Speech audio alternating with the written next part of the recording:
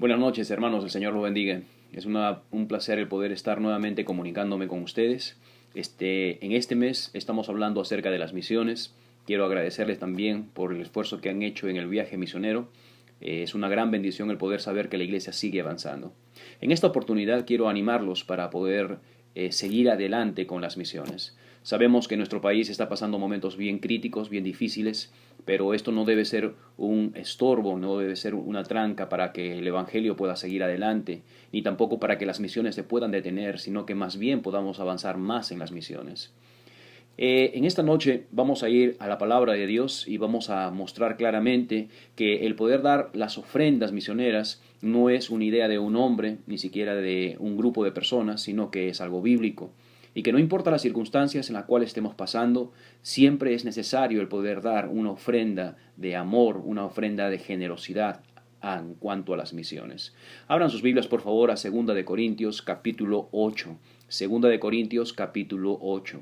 Una de las cosas de los proyectos que el apóstol Pablo tiene en su corazón es la recolecta de las ofrendas misioneras, en especial en esta oportunidad para la iglesia en Jerusalén.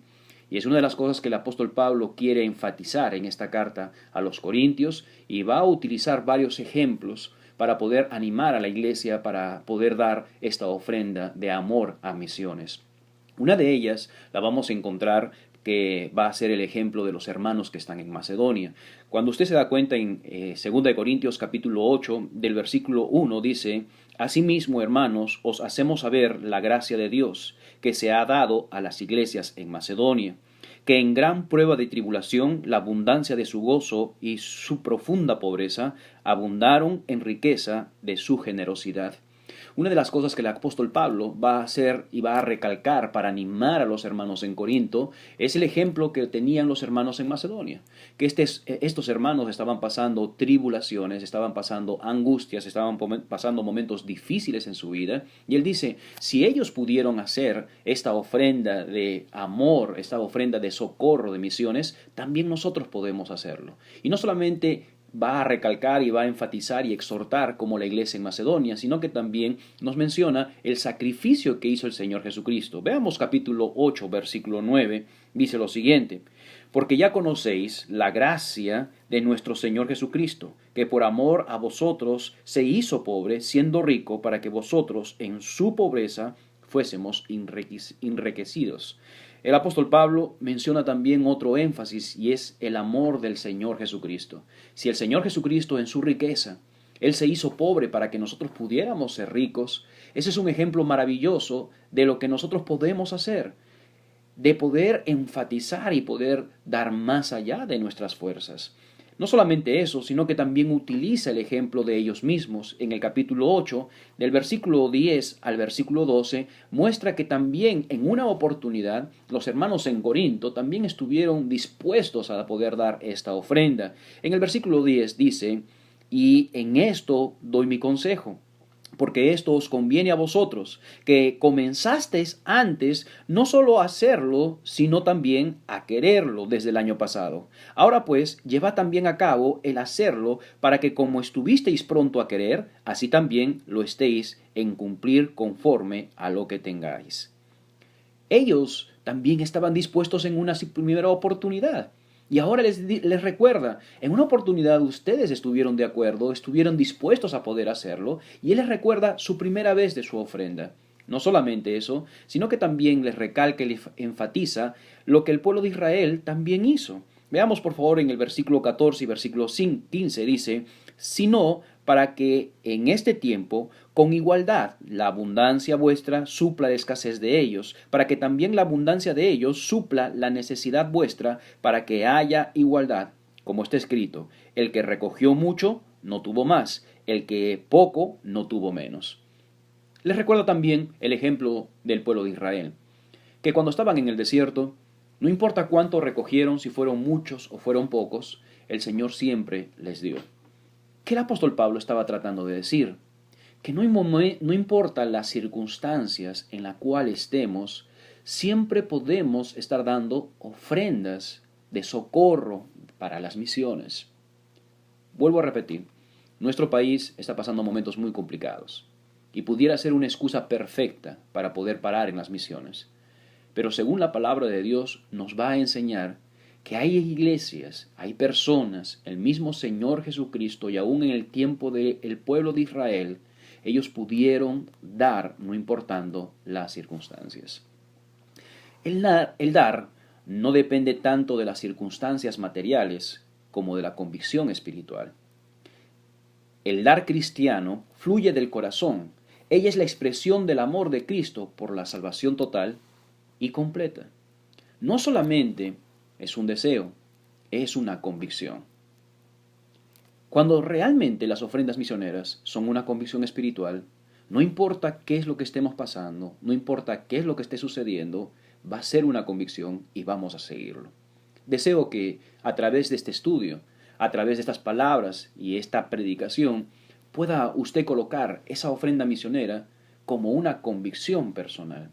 Y una de las cosas que tenemos que resaltar en esto es el propósito de esta ofrenda misionera.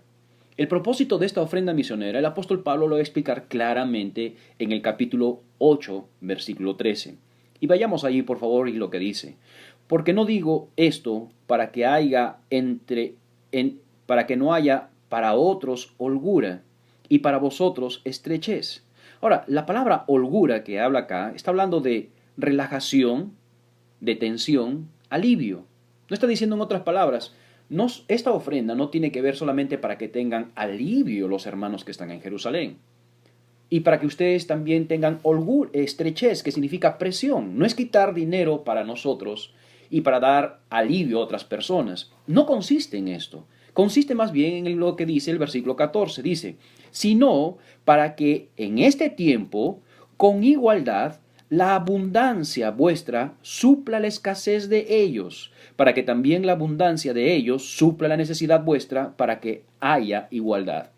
Encontramos en este versículo, el versículo 14, una palabra que se repite y es la palabra igualdad. El propósito de las misiones, de las ofrendas de socorro de misiones, es que haya igualdad.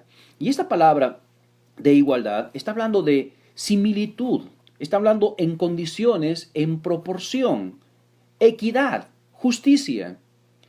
La ofrenda misionera tiene que ver para que todos podamos ser iguales o tener las cosas iguales. En los primeros días de la iglesia, hablando de la iglesia en Jerusalén, los judíos habían dado todo lo que tenían porque todas las cosas tenían en común. El mejor ejemplo de igualdad, más allá, supremo, es el del Señor Jesucristo. Cuando hemos leído en el versículo 9, vayamos por favor nuevamente al versículo 9, dice, porque ya conocéis la gracia de nuestro Señor Jesucristo. Y presten mucha atención, dice que por amor de vosotros se hizo pobre. Sabemos que el Señor Jesucristo es 100% Dios, pero por el gran amor que Dios tiene por nosotros, el Señor Jesucristo, se hizo pobre para que usted y yo podamos ser ricos. ¿Qué hizo el Señor Jesucristo? Cumplió uno de los propósitos de esta ofrenda misionera.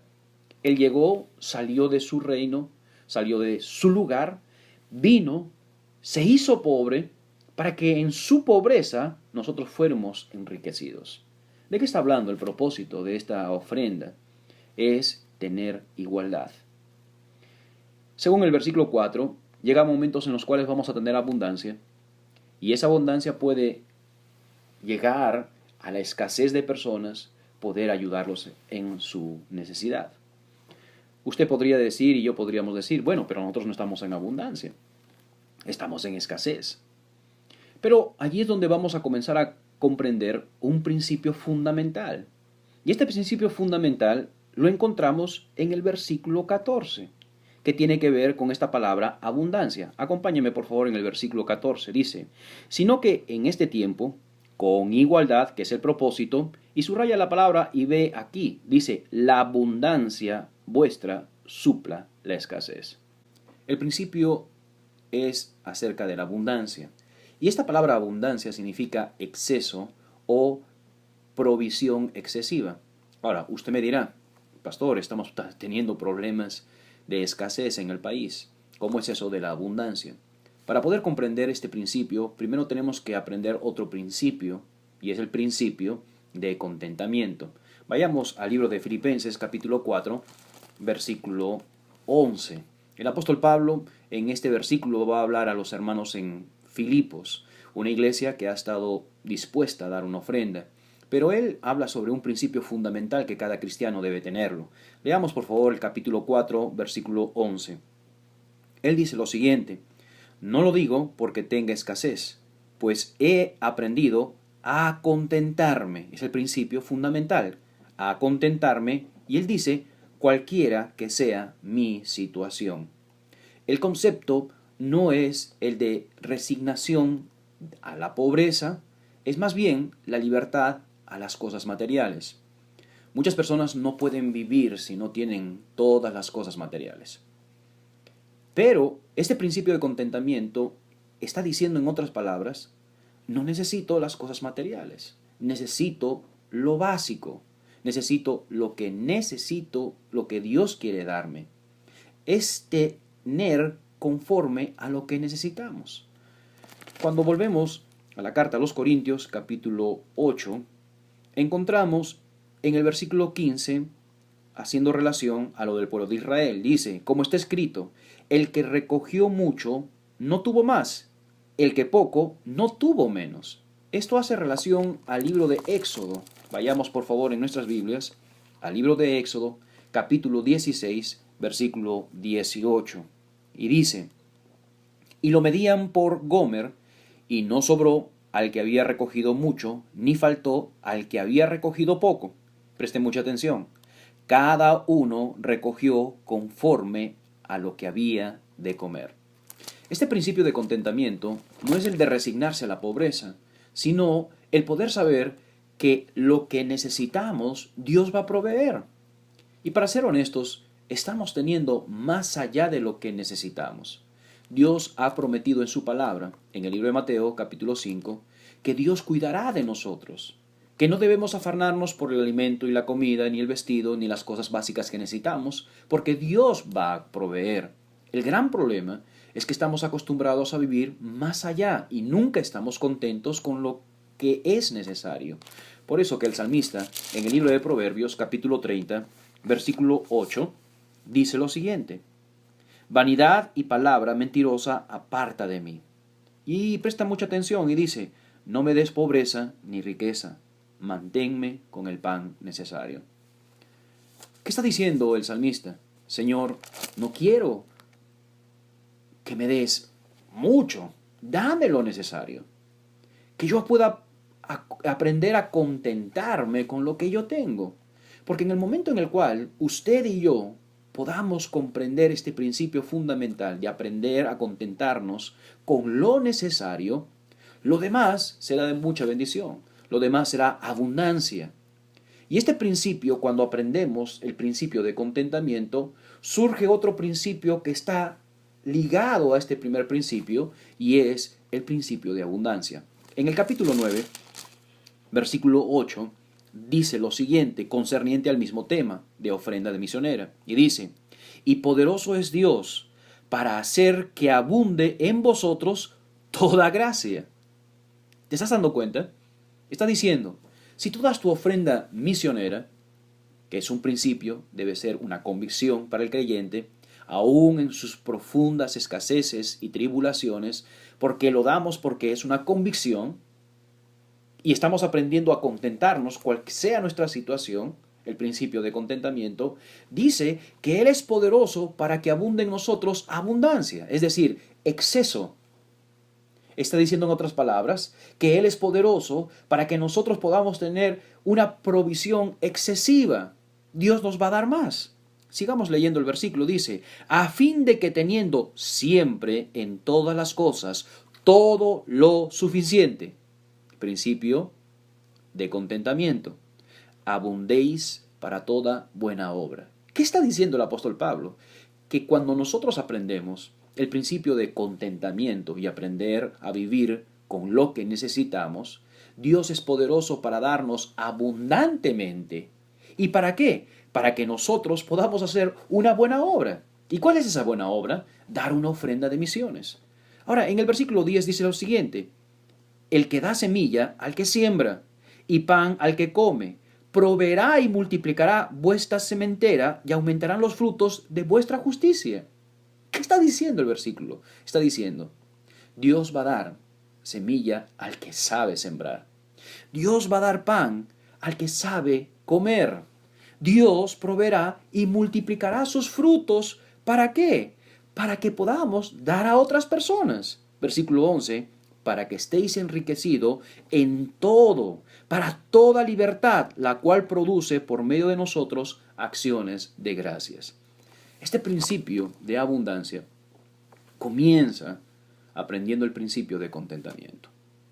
No importa las circunstancias, si usted está dispuesto a poder dar por convicción una ofrenda misionera y aprender a contentarse con lo suficiente, Dios tiene el poder para darle abundancia. Dios sabrá darle la semilla, el pan, las bendiciones, para que pueda dar su ofrenda misionera. Apreciados hermanos, estoy completamente seguro que esta conferencia de misiones será de gran bendición, que en nuestra profunda pobreza podemos dar más allá de nuestras fuerzas. ¿Cómo? Primeramente entregando nuestras vidas al Señor y decirle, Señor, aquí estoy. Tú dime lo que tengo que hacer y yo lo voy a hacer. Hermanos, la ofrenda misionera, aún en momentos críticos, puede ser mucho más de bendición para llevar la palabra del Señor. El Señor los bendiga. Espero que haya sido de bendición. Bendiciones.